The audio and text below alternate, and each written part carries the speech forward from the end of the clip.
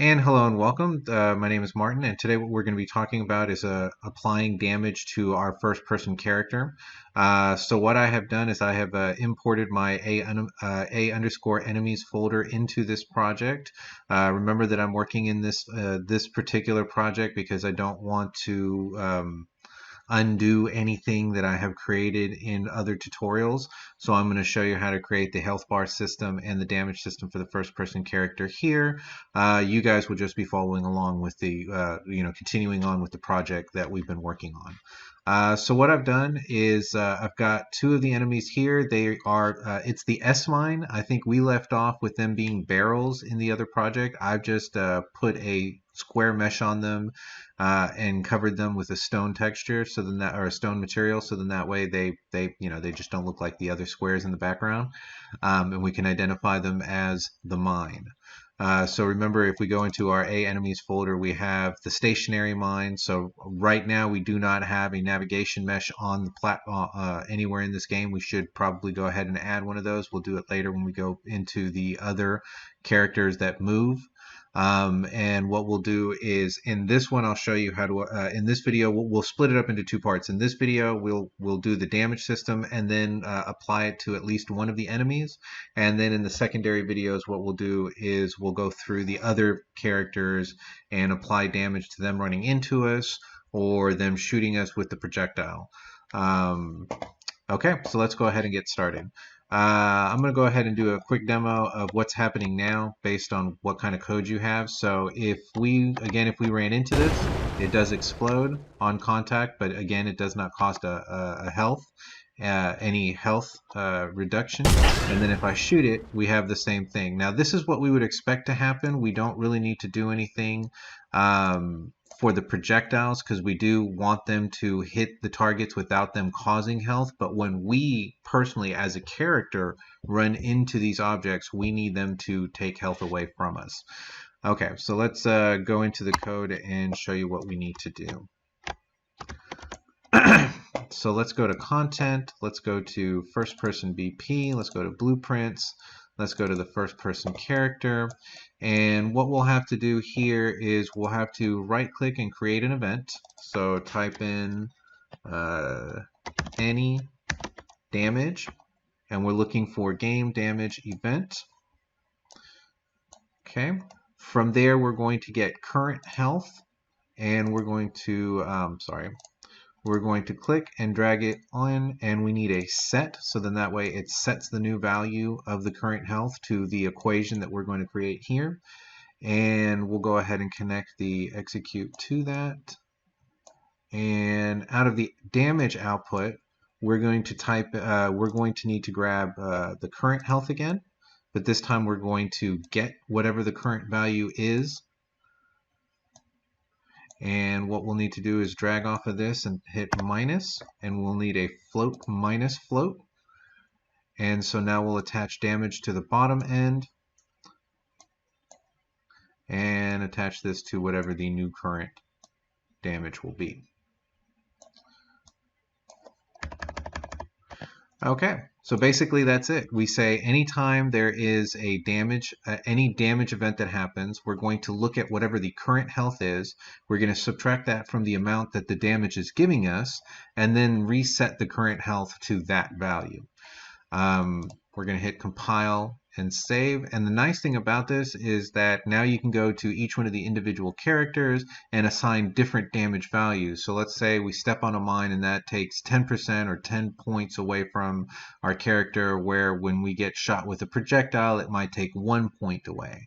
Maybe when we get run into a character, it takes 5 points away. So it's a really nice, robust way of being able to set up a health system that is responsive to damage from different characters. Okay, so again, hit compile and save. Okay, so now that we've created the damage, what we'll need to do is go to the mine itself. Let's go ahead and double click that. That should be in your enemies folder. And right now, if we look into the event graph, we're actually seeing the code that creates the explosion after something's overlapped with it, right? Remember that this is going to go back to our collision settings and what our character is set versus what other things are set. So right now, the collision settings that we have are going to be on the cube. And if we scroll down and look at what those collision settings are, they're set to world dynamic. So right now, anything that interacts or overlaps with world dynamic will cause this to be generated. So us running into it with the pawn or the projectile itself running into it will cause this condition to happen. So basically what's going to happen is we are going to have to add the damage code. We're going to have to apply it to the first person character. We will have to create this again, but we don't want to do it on the cube. And the reason why is because if we hit it with the projectile, we just want it to explode. We don't want that to interact with our pawn. So what we'll have to do is create a new component and create a box collision, in this case because the object is a box. So we'll type in collision, and you'll see that you have box, collision, sphere. So choose the one that's appropriate. This happens to be a box, so I'll use that. And this, let's go ahead and call this FP for first player collision. Okay, so if we go into the viewport, what we'll have to do is double click on this and make it just a little bit bigger than the other mesh.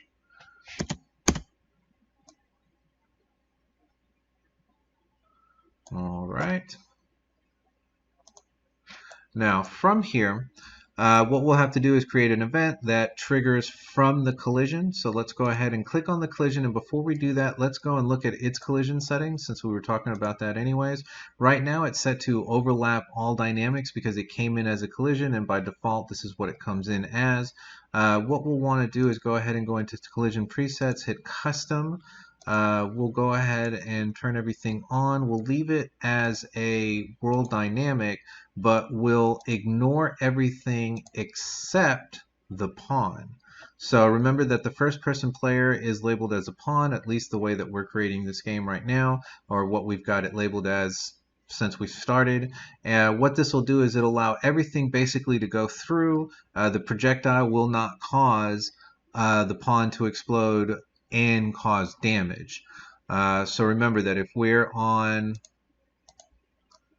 the cube and we look at its collision settings, we see that it is a world dynamic and it will overlap. Let's go ahead and say ignore the pawn. So then that way the cube itself doesn't trigger any type of an event when we run into it. It will only be the FP, or the first person collision, that will trigger the code that we're going to create. So it's going to block everything else except for the projectile. So if it gets hit by the projectile, it'll create the overlap effect and explode. If the pawn runs into it, if we run into it, we won't cause anything to happen because we will have already caused it to explode because of the collision settings on the FP collision. Okay, so in order to be able to do this, let's go ahead and create our first event from the collision. So let's select FP collision, right click, and what we want to do is add an event from FP collision, click on collision, and on event begin overlap. And we're using this one because it makes sense for the type of weapon that this is. If it's a mine or something that's being triggered by proximity, right? You step on a mine or you get too close to it, it comes to you and it explodes. You'll want as soon as it makes contact. You don't want to wait until, unless it's like a mine, like a, let's say it's like a magnetic mine, and you do it at the end of the overlap, so the mine doesn't explode until you get it off of you, and then it applies the damage. So it depends on what code you want to use for that. I'm going to use it for us making contact with it. All right, so once we've done that, what we want to do is click from the execute and type in first person character, because we want this damage to be to affect the first person character. Okay, what we'll need to do is get the player character from here. So let's type in get player character, and this will make sure that it has access to everything on the first person character. From there, we'll go in and type in apply damage, And this is actually the function that will apply the damage to the character. So what we'll want to do is the damaged actor, the person that's going to receive the damage, is going to be get player controller. No, I'm sorry, get player character. So we'll just grab this, hit Control C, Control V, make another copy of it, and apply it here. And from there, what we have is how much damage is this going to give us. So this is what's cool about this, is every time I make a new enemy, like maybe I have different level mines, like there's a small stick of dynamite, but then there's like a big stick of dynamite, or like a couple of sticks of dynamite, and that one creates a bigger explosion, thus more damage, and the other ones, because they're smaller, maybe provide smaller damage amounts. Depending on what you want damage to be caused, you'll change this number. So just so that it's visible every time we see that it happens, I'm going to apply 10 points. And remember that we're basing this off of a system of 100. So we'll go down 1/10. The progress bar will go down 1/10 of the way every time we get hit. So we'll go 90, 80, 70, 60 every time we get hit. All right, so from here, this is great because we've created this and it's going to apply the damage. The only problem is that now that it's done that, the object is going to stay there because we haven't, at this point, spawned an explosion. We haven't transformed it into the explosion sprite and then gotten rid of, let's say, any of the evidence, because once the explosion or once something that explodes is done, it doesn't exist anymore, and so it shouldn't cause damage again. But if you leave the code the way it is right now, it's just going to keep causing damage. The more you run into it, the more you're going to keep causing damage. Now, this would be good, let's say, if you leave it like this might be good for like a force field that maybe causes damage to your character every time you touch it, or something that that you want to be set up this way. So every time so let's say your character bumps into something, and every time they bump into that thing, it takes one point of damage away from them. So something like that might be interesting. You could leave the code like this, and it wouldn't cause the object that this is happening to explode. But since we are creating quote unquote a mine, and this is supposed to explode and give us the explosion and then go away, what we'll want to do is copy pieces of the code that we have down here. So what we can take is this piece right here, because we will have to create a new variable for this, and then destroy the variable, which is the effect explosion sprite that we're creating. Okay, so once we have this copied, we can come over here and right click and say Control V. I'm sorry, Control V to didn't do it. Let's go back. So Control C, Control V, and then we'll just move this up here. Okay, so we'll go ahead and connect that to that. So it'll apply the damage, and then it'll go do the two things. The one thing is going to be creating, finding out where the cube was, transforming it into a sprite. We already have the correct class in there, which should be the effect explosion. From there, we're going to turn this into a variable. So promote to variable. We can go ahead and name this. Oops. So we can't already, we already have one called explosion, so let's call this explosion 2. Okay, and with that now, we can, in the same details panel, scroll down and say, let's see, what do we want? On destroy explosion. So on destroyed. So we'll go ahead and click that. So we click on destroyed. Scroll back out and put this closer to where we need it. Okay, and then from there we will click and say destroy actor. So we want to destroy the whole thing, and then don't make sure that you link the destroyed actor to the target.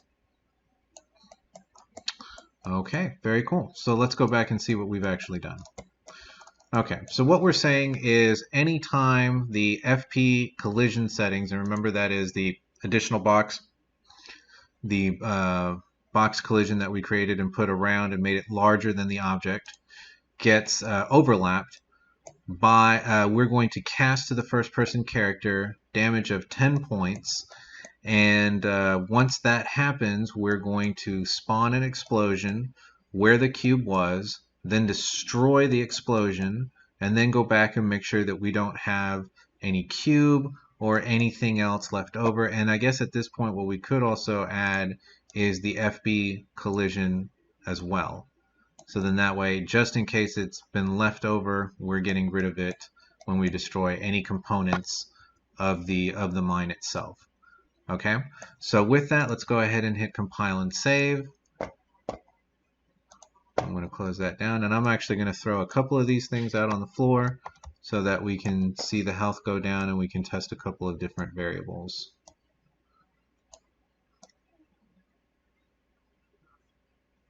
I'm also going to overlap ones on purpose to see that they don't auto-destruct. Okay, so let's go ahead and demo this.